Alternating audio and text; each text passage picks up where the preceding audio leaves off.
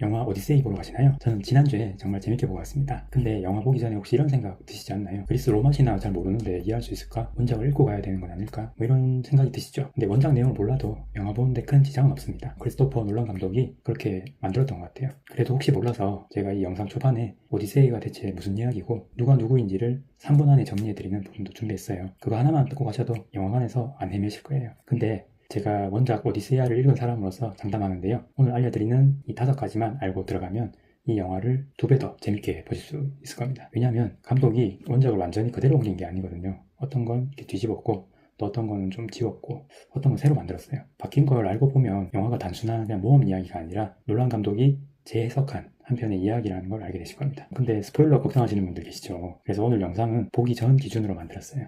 영화의 결말이랑 후반부 전개는 다루지 않고요. 설정과 구조 얘기만 할 예정입니다. 그리고 이미 영화 보고 오신 분들 극장 나오면서 이런 기분 드셨죠? 분명히 재밌게 봤는데 뭔가 개운하지가 않은 기분. 내가 이거 다 이해한 거 맞나? 아니면 신들이 나오긴 나오는데 왜 저렇게 나오지? 이거 그냥 모험 영화인 줄 알았는데 뭔가 좀 심오하네. 이런 생각을 하셨을 것 같고요. 또 집에 와서 인터넷 검색창에 이렇게 오디세이 원작 치고 계신 분들도 계실 겁니다. 그래서 오늘 영상 준비했습니다. 오늘 이 5가지 다 듣고 나면요. 그때 그 장면이 왜 그렇게 연출됐는지 이해되실 거예요. 특히 마지막 5번째를 알고 나면 같은 장면이 완전 다르게 보이실 겁니다. 그러니까 끝까지 시청 부탁드릴게요. 그럼 시작하겠습니다. 오디세이가 지금 전세계 흥행 3억 달러를 넘겼어요. 놀란 감독 영화 중에서는 역대 최고 기록입니다. 근데 저는 이 숫자를 보면서 다른 게 좀 신기했어요. 2026년에 전 세계가 돈을 내고 줄 서서 보고 있는 이 이야기가 사실은 기원전 8세기에 만들어진 이야기라는 거예요. 그리고 심지어 이 이야기는 처음에는 책도 아니었어요. 문자가 없던 시절에 음유 시인이 사람들 앞에서 노래로 부르던 그런 이야기였거든요. 밤마다 모닥불 앞에 모여 앉아서 그걸 들었던 거죠. 그게 입에서 입으로 전해지다가 나중에 글로 정착된 게 오디세이하고요. 지금은 24권, 12,000행짜리 서사시로 남아있습니다. 책 채널인 저희가 오늘 영화를 다루는 이유가 그건데요. 저는 이 영화를 논란의 신작이라기보다는 가장 오래된 이야기책으로 만든 영화 관점에서 다루려고 해요. 그래서 오늘은 영화 리뷰가 아니라 원작을 기준으로 할 거고요. 원작이 어떤 이야기였고 그리고 놀란 감독이 그걸 어떻게 다르게 해석했는지 그 5가지 지점을 보여드리도록 하겠습니다. 우선 전체적인 이야기를 딱 3분만 정리하고 갈게요. 먼저 트로이 전쟁이라는 게 있었어요. 이게 10년짜리 전쟁인데요. 이 전쟁을 끝낸 게 바로 그 유명한 트로이 목마 작전입니다. 그 작전을 생각해낸 사람이 바로 우리 주인공 오디세우스예요. 이 사람은 이타카라는 작은 섬나라의 왕이었어요. 힘이 세서 유명한 게 아니라 머리가 좋아서 지혜로워서 유명해진 그런 영웅인데요. 그리스 신화 영웅들이 보통 힘 자랑을 많이 하는데 이 사람은 지혜로 어려움을 극복하는 그런 유형이죠. 근데 이제 전쟁이 끝났으니까 집에 가면 되겠죠.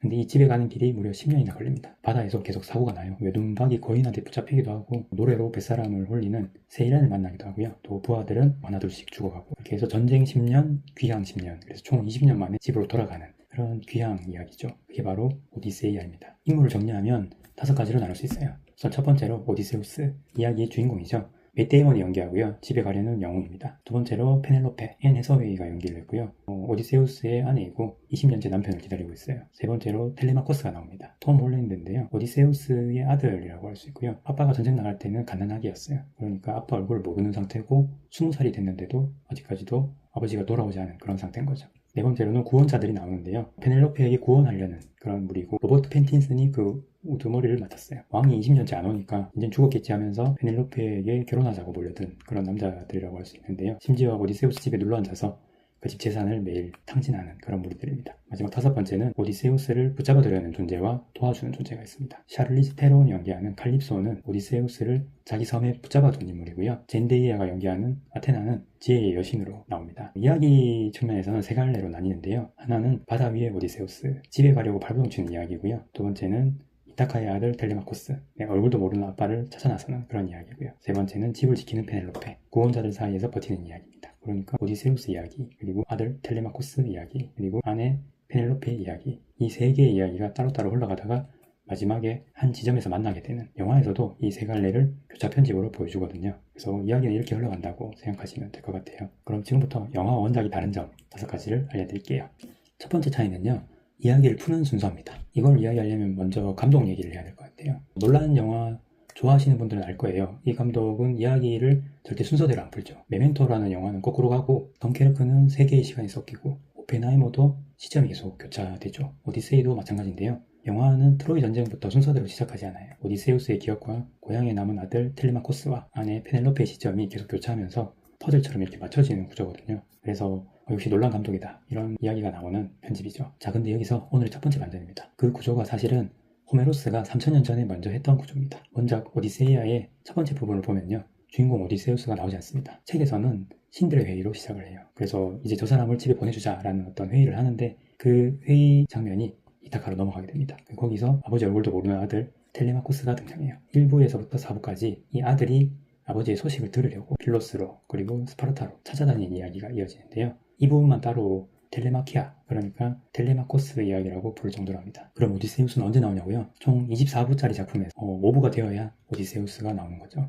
그것도 모험하는 모습이 아니라 칼립소의 섬에 붙잡혀서 바닷가에 앉아 울고 있는 모습으로 처음 등장해요. 그리고 그 유명한 외눈박이 거인이 나오고 마녀 키르케, 세이렌 이야기가 나오는데요. 이것도 9부에서 12부까지에 나옵니다. 오디세우스가 낯선 나라 사람들 앞에서 제가 겪었던 일을 말씀드리자면 하고 이렇게 직접 들려주는 그런 회상 장면으로 나오고요. 정리하자면 이 작품은 아들 이야기로 시작을 해서 아버지가 뒤늦게 등장하고 그 아버지가 자기 과거를 회상 형식으로 풀어놓는 그런 구조라고 할 수 있습니다. 그리고 시점이 좀 이렇게 갈리고 시간도 많이 조금 접혀있는 그런 구조라고 할 수 있어요. 그래서 서양 문학에서 이야기 한복판에서부터 시작하기라는 이 기법의 원조를 꼽히는 게 바로 이 작품이고요. 로마 시대 시인이 호메로스를 두고 곧장 사건 한가운데로 뛰어든다라고 평을 한 이유는 이런 기법에서 나왔다고 할 수 있습니다. 그러니까 놀란 감독이 호메로스를 자기 스타일로 바꿨다기보다는 호메로스가 원래 원조고 놀란 감독이 그걸 이어받은 라고 할 수 있죠. 그럼 놀란 감독이 바꾼 건 어떤 게 있을까요? 그건 바로 누가 듣고 있느냐인데요. 원작에서는 오디세우스가 모험담을 들려주는 상태는 파이아 캐스인이라고 하는 그를 극진히 대접해주는 낯선 나라 사람들이에요. 그러니까 잔치상 앞에 손님이 주인에게 들려주는 어떤 무용담 같은 거죠.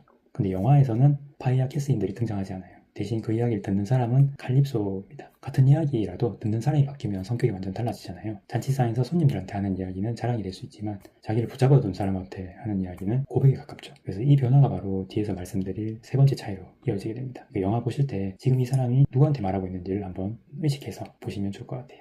두 번째 차이는요, 신들의 존재감이 완전히 다르다는 건데요. 영화에 신이 아예 안 나오는 건 아닙니다. 젠데이아가 연기하는 지혜의 여신 아테나가 등장하죠. 근데 원작을 아는 사람 눈에는 이 신들이 있는 위치가 완전히 바뀌었다는 게 눈에 보입니다. 사실 원작 오디세이아에서는요, 사실상 신들이 거의 주인공에 해당한다고 할 수 있어요. 오디세우스가 10년 동안 집에 못 간 이유가 신 때문이거든요. 바다의 신 포세이돈이 화가 나서 계속 폭풍을 보내고, 하늘에서는 신들이 회의를 열어서 이 사람의 운명을 결정하고요. 또 전령의 신 헤르메스가 직접 내려와서 명령을 전달하기도 해요. 그래서 인간은 그 사이에서 버티고 있는 존재고요. 근데 영화에서는 이 신들이 직접적인 개입은 하지 않습니다. 회의하는 제우스도, 폭풍을 일으키는 포세이돈도 얼굴을 드러내지 않고요. 아테나조차 원작처럼 이렇게 시시각각 나서서 도와주는 후원자가 아니고 훨씬 모호하고 내면적인 존재로 재해석되어 있죠. 심지어 원작에서 여신이었던 키르케와 칼립소는 영화에서는 약간 신비한 능력을 지닌 마녀와 주술사에 가깝게 그렇게 그려졌습니다. 그러니까 신들의 지위가 한 단계 이렇게 내려와 있는 거죠. 이게 우연이 아니라 놀란 감독이 직접 밝힌 의도인데요. 박찬욱 감독과의 대담에서 이런 얘기를 했거든요. 고대 사람들이 폭풍과 바다 같은 자연현상을 보면서 신의 존재를 믿었듯이 자연이 인간에게 말을 거는 모습만 보여줘도 신의 존재감은 충분히 표현이 된다고 판단했다는 거예요. 그러니까 놀란 감독은 신을 지운 게 아니고 신을 얼굴에서 일종의 분위기로 바꾼 거라고 할 수 있습니다. 이거에 대해서는 좀 재밌는 어떤 이야기가 있는데요. 놀란 감독이 영감을 받았다고 직접 밝힌 그 원작의 번역가가 있어요. 에밀리 윌슨이라는 학자인데요. 정작 이분이 영화를 보고 제우스와 포세이돈 같은 신들의 개입이 빠진 게 의문이다 라고 말했다고 해요. 원작에서는 그런 개입이 이야기를 이끌어가는 어떤 엔진이었으니까요. 근데 그러면 놀란 감독은 왜 이렇게 바꿨을까요?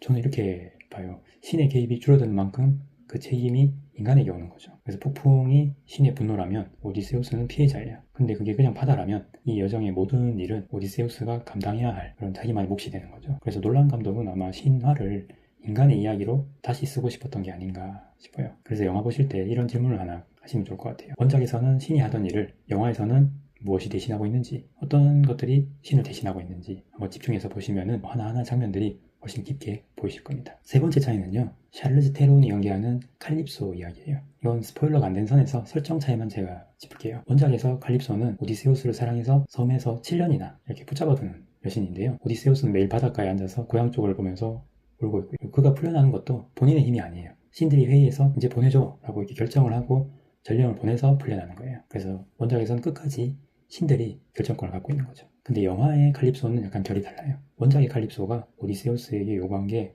있는 것이라면 영화 속의 칼립소는 반대로 기억할 것을 요구하는 그런 존재로 그려져요. 떠나는 방식도 달라요. 원작에서는 간단해요. 시인이 보내줘라 하면 끝나는 거죠. 칼립소도 투덜대긴 하지만 결국 따릅니다. 신들의 말을 거역할 수는 없으니까요. 그러니까 오디세우스는 그냥 풀려난 거예요. 영화에도 오디세우스를 보내주라는 아테네의 뜻은 나와요. 근데 그 말 한마디로 상황이 정리되진 않거든요. 칼립소는 그렇게 순순히 따르지 않고 오디세우스도 바로 배를 띄우지는 않습니다. 그럼 언제 떠나느냐? 자기가 마음먹었을 때예요. 이 차이가 진짜 큰데요. 풀려나는 건 남이 해주는 거지만 떠나는 건 내가 하는 거잖아요. 이게 왜 중요하냐면 이거 하나로 이야기의 장르가 바뀌기 때문인데요. 원작 오디세이아는 기본적으로 모험담이에요. 괴물을 만나고 이 괴물들을 지혜로 이기고 또 다음 섬으로 가는 그런 귀환. 근데 영화는요, 전쟁에서 무슨 일이 있었는지를, 그리고 부하들에게 어떤 일이 있었는지를 기억해내는 그런 이야기에 가깝죠. 모험담이 아니라 자기가 했던 일들을 마주보는 그런 여정인 건데요. 트로이 전쟁이 영웅이 아니라 전쟁에서 살아남아 돌아온 한 인간의 이야기라고 할 수 있어요. 그래서 이 영화가 시원한 액션 영화라고 생각하고 갔다가도 생각보다 이렇게 마음이 좀 묵직해지고 또 뭔가 여운을 남기고 오는 이유인 것 같아요. 미리 알고 가시면 그러한 여운이 뭔가 하나의 감상 포인트가 될 수도 있을 겁니다. 네 번째 차이는요, 헬레네를 드러내는 방식이에요. 헬레네는 트로이 전쟁의 원인이 된 절세 미녀인데요. 원작 오디세이아에서 헬레네는 4부의 한 대목에 나오는 조연 정도예요. 텔레마코스가 아버지 소식을 들으러 스파르타에 갔을 때 그를 맞이하는 정도로 등장하죠. 영화에서도 사실 나오진 않아요. 뮤비타 뇽호라는 엄청난 배우가 맡았는데도 분량은 짧습니다. 근데 여기에 감독의 어떤 장치가 하나 숨어 있는 것 같아요. 뮤비타 뇽호는 이 영화에서 1인 2역을 합니다. 헬레나와 헬레나의 자매인 그리타임네스트라를 같이 연기해요. 이게 왜 재밌냐면요, 이 자매가 결혼한 상대가 또 형제거든요. 헬레네는 스파르타의 왕 메넬라우스와 그리타임네스트라는 그 형인 아가멤논과 결혼했어요. 자매가 형제한테 시집을 간 거죠. 그리고 그 두 집은 다 파탄이 납니다. 헬레네 때문에 트로이 전쟁이 벌어졌고요. 그리타임네스트라는 전쟁에서 돌아온 남편 아가멤논을 살해합니다. 원작에서는 사실 그리타임네스트라는 직접 등장하지도 않아요. 그냥 다른 인물이 아가멤논은 집에 돌아갔다가 아내 손이 죽었대 하고 이렇게 얘기하는 걸로만 나오거든요. 근데 놀란 감독은 이 두 사람을 한 배우한테 맡겼어요. 그러니까 화면에서 같은 얼굴이 두 번 나오는 거죠. 전쟁을 일으킨 얼굴과 전쟁이 끝난 뒤 남편을 죽이는 얼굴이 겹쳐 보이는 거죠. 이 분량을 늘린 게 아니라 두 인물을 하나로 묶어버린 거죠. 그래서 짧게 나오지만 좀 강하게 인상이 남는 그런 이유라고 할 수 있는데요. 영화의 헬레네는 원작과 결이 좀 다릅니다. 원작에서는 세상에서 가장 아름다운 여인에 초점을 맞췄다면 영화는 그 아름다움 때문에 그녀가 어떤 일을 겪었는지를 보여주는 쪽에 좀 더 가깝습니다. 그래서 뭔가 트로피 같은 그런 인물이 상처를 가진 인물이 되는 거죠. 이게 바로 놀란 감독이 원작을 어떻게 읽었는지를 보여주는 장면이라고 생각하는데요. 그 외에도 캐스팅을 둘러싼 논쟁도 있었죠. 그리스 로마 신화이나 인물들을 다양한 인종의 배우가 연기하는 것에 대해서 어떤 논쟁이 있었는데, 이거에 대해서는 배우와 감독이 이건 역사가 아니라 신화다라는 입장을 냈어요. 신화는 특정 시대의 기록이 아니고 계속 다시 쓰이는 그런 이야기라는 거죠. 이 판단은 여러분이 직접 하시면 될 것 같습니다. 마지막 5번째입니다. 단어 하나 알려드릴게요. 크세니아라는 단어인데요. 이건 고대 그리스 말인데 손님을 극진히 대접하는 법도라는 뜻이에요. 그러니까 낯선 사람이 문 앞에 오면은 누구인지 묻기 전에 먼저 씻기고 먹이고 재우고 떠날 때까지 선물까지 줘야 된다는 그런 규칙인데요. 이게 뭐 대단한 걸까라는 생각도 들지만 사실 그때는 그게 아주 대단한 거였다고 생각해요. 고대 그리스에서 이건 매너가 아니라 문명 그 자체였거든요. 그러니까 전화도 경찰도 없던 시대에 낯선 땅에서 유일한 안정장치가 바로 이 약속이었던 건데요. 심지어 이건 제우스가 직접 관리하는 그런 신성한 법이었다고 해요. 이 단어를 알면 원작 오디세이아가 어느 정도 이해가 되는데요. 외눈박이 거인 폴페모스가 왜 그렇게 끔찍한 악당이었냐면 단순히 그냥 사람을 이렇게 잡아먹어서가 아니라 손님으로 온 사람을 잡아먹기 때문이에요. 그러니까 크세니아라는 이 법도를 정반대로 뒤집은, 그러니까 문명을 파괴하는 그런 행위였던 거죠. 반대로 오디세우스의 집에 이렇게 눌러 앉았던 그런 구원자들은 왜 악당이냐면 손님의 권리를 이용해서 남의 집 재산을 10년이나 그렇게 탕진했기 때문이에요. 손님이 주인을 등쳐먹은 그런 거니까 역시나 크세니아를 파괴한 거죠. 그 오디세이아는 결국 이런 질문이라고 할 수 있어요. 낯선 자를 어떻게 대하는가가 그 사람이 문명인인지 야만인인지를 결정한다라는 거죠. 영화에서는 어떨까요? 놀란 감독의 영화 속 세계는 이 크세니아가 무너져가는 세계로 그려지고 있어요. 그래서 낯선 사람을 환대하는 게 아니라 낯선 사람을 일단은 경계하고 제거해야 하는 그런 세상인 거죠. 이것은 바로 전쟁이 인간을 그렇게 만들었다라는 해석이 가능한데요. 영화를 보실 때 이렇게 보시는 게 좋을 것 같아요. 이 장면에서 이 낯선 자는 어떤 대접을 받고 있는가, 누가 문을 열어주고 또 누가 먼저 공격을 하는가, 이게 보이기 시작하면 이 괴물이 나온 장면과 또 식탁이 나온 장면, 이런 것들에 얽혀있는 이야기가 눈에 보이고요. 또 놀란 감독이 이 질문을 어떻게 비틀었는지 영화관에서 직접 확인하실 수 있을 거예요. 참고로 이 크세니아라는 건 영화에서도 크게 언급은 안 되고요. 하지만 원작에서는 아주 중요한 개념으로 갖고 있는 거기 때문에 이 크세니아라는 개념을 어느 정도 인식하고 영화를 보시면은 좀 다른 세계가 펼쳐지실 거라 생각합니다. 자, 이렇게 5가지 다 알아봤는데요. 여기까지 들으시면은 이런 생각이 드시는 분도 계실 거예요. 원작이 좀 궁금하긴 한데 이게 되게 오래된 3000년 전 책이니까 어렵지 않을까 이런 생각도 드시죠. 저희가 책 채널이니까 이 얘기는 어느 정도 하고 끝내려고 해요. 제가 실제로 읽어본 사람으로서 솔직하게 말씀을 드리면은 생각보다는 어렵지 않습니다. 이 오디세이아라는 책은 철학책이 아니고 이야기책이, 그래서 뭐 괴물이 나오고 배가 뒤집히고 사람이 죽고 복수하는 그런 이야기인데, 이 책의 목적 자체가 사람들 앞에서 읽어주면서 재밌게 하기 위한 그런 책이기 때문에 어느 정도 재미가 보장돼 있다라고 보시면 될 것 같아요. 근데 두 가지 어떤 어려운 점은 있는데요. 첫 번째는 이름이 그리스 이름들이 참 많이 나와서 초반에는 이해하기가 좀 어려워요. 그래서 이런 것들은 오늘 어느 정도 알고 가셨으니까 반 정도는 해결됐다고 보실 수 있는데요. 두 번째는 시로 되어 있다는 거예요. 그러니까 산문이라기보다는 문문에 가깝고, 그래서 리듬이 조금 일반적인 책과는 다르다고 할 수 있는데요. 자꾸 읽다 보면 어느 정도 익숙해지는 부분도 있습니다. 오디세이아가 번역본이 여러 개가 나와 있는데 처음 읽으시는 분들께는 제가 추천하는 게 현대지성에서 나온 오디세이아 책인데요. 박문재 선생님이 옮긴 판본입니다. 이 책을 고른 이유는 일단 첫 번째로는 문장이 좀 이렇게 현대적인 문장이 자연스럽게 나와서 추천을 드리는 거고요. 두 번째로는 그림이 함께 있는 겁니다. 루벤스라는 유명한 화가의 그림이 함께 실려 있는데 이 화가의 그림을 보면서 이야기를 이해할 수 있기 때문에 좀 더 쉽게 접근할 수 있다라고 생각하시면 되고요. 그 다음에 세 번째는 이게 전체 완역본이라는 거예요. 그러니까 일반적인 책들 중에는 요약본도 있고 또 청소년용으로 각색된 본도 있는데 이 책은 24부 전체가 다 들어있는 책이고요. 축약되지 않았기 때문에 이 완역본을 읽으시면은 좀 더 원본에 가깝게 느끼실 수 있다라는 거죠. 그래서 이 세 가지 이유로 이 책을 추천해 드리고요. 책 링크는 제가 아래에 고정 댓글로 남겨두도록 하겠습니다. 혹시 영화 보고 나오셨는데 뭔가 여운이 남으셨다면 원작을 한번 읽어보시는 것도 좋을 것 같아요. 자, 이제 정리할게요. 오디세이 보기 전에 알아두면 좋은 5가지. 일단 첫 번째는요. 시간이 뒤섞이는 이 구조는 사실 놀란 감독이었던 발명이라기보다는 호메로스가 그 구조의 원조였다라는 거고요. 두 번째는 신들이 어떤 얼굴에서 분위기로 이렇게 변모됐다. 신이 하던 일을 어떤 것들이 대신했는지 한번 집중해서 보는 것이 정말 영화를 보는 하나의 재미가 될 것이다 라는 거고요. 세 번째는 모험담이었던 원작이 영화에서는 어떤 기억과 죄의식의 여정이 되었다 부분이고요. 네 번째는요. 헬레네를 드러내는 방식이 다르다는 건데요. 원작이 세상에서 가장 아름다운 여인에 초점을 맞췄다면 영화는 그 아름다움 때문에 어떤 일을 겪었는지를 보여주는 쪽에 가깝다는 겁니다. 마지막 5번째는 크세니아라는 단어로 말할 수 있는데요. 낯선 자를 어떻게 대하느냐, 이걸 알면 다르게 보인다는 겁니다. 오늘 제가 하고 싶었던 얘기는 사실 이거예요. 3000년 전에 만들어진 이야기가 지금도 세계 최고의 감독이 50억이라는 돈을 들여서 다시 만들고 싶어하는 그런 이야기라는 것인데요. 그리고 지금 서점에 꽂혀있다는 거라는 거죠. 영화를 먼저 보고 책을 읽는 것도 저는 나쁘지 않다고 생각해요. 오히려 그런 어떤 인물들의 얼굴과 풍경이 머릿속에 있는 상태로 읽게 되면은 3000년 전에 그 문장이 살아 움직일 수도 있으니까요. 혹시 영화 보고 오신 분들은 댓글로 감상 남겨주시고요. 원작을 읽기 시작하신 분들도 댓글로 남겨주시면 제가 응원하도록 하겠습니다. 이 영상이 도움이 되셨다면 구독과 좋아요 부탁드리고요. 지금까지 비읍비읍 책방이었습니다. 다음 영상에서 만나요.